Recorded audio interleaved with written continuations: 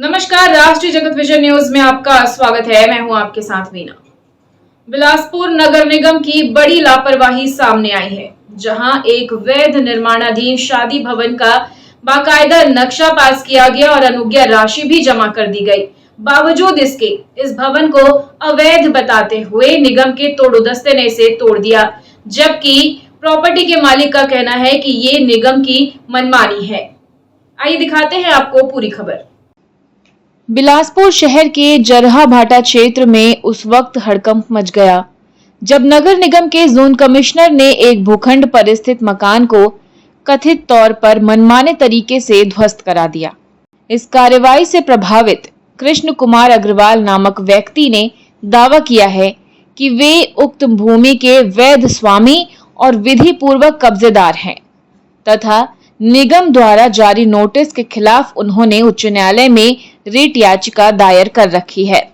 उन्होंने ये भी बताया कि ध्वस्तीकरण से कुछ घंटे पहले ही उन्होंने कलेक्टर समेत वरिष्ठ अधिकारियों को इस मामले में आवेदन देकर कार्रवाई रोकने का आग्रह किया था। बावजूद इसके जोन कमिश्नर के द्वारा कार्रवाई को अंजाम दिया गया। मिली जानकारी के अनुसार वार्ड क्रमांक 22 जरहा भाटा स्थित खसरा नंबर 85/3 और खसरा नंबर 85/1 के अंश पर स्थित भूमि के स्वामी कृष्ण कुमार अग्रवाल का कहना है कि उनके पास भूमि का वैध स्वामित्व है।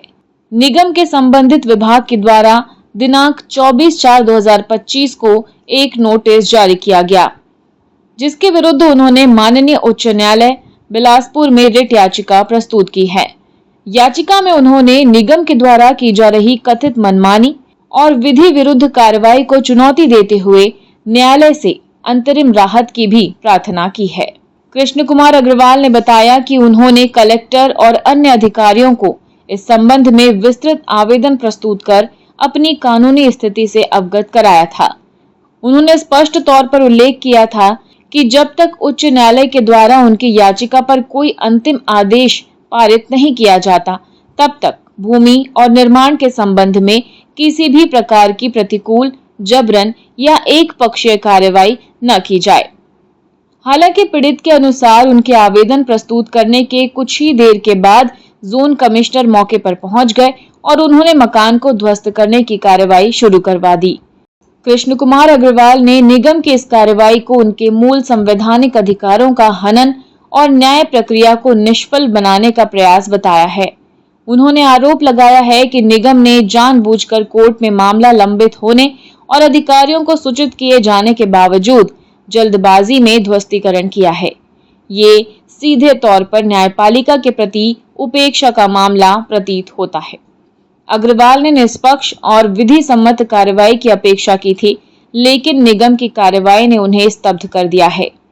फिलहाल इस मामले ने नगर निगम की कार्यप्रणाली पर गंभीर सवाल खड़े कर दिए हैं, खासकर तब जब मामला न्यायालय में विचाराधीन हो।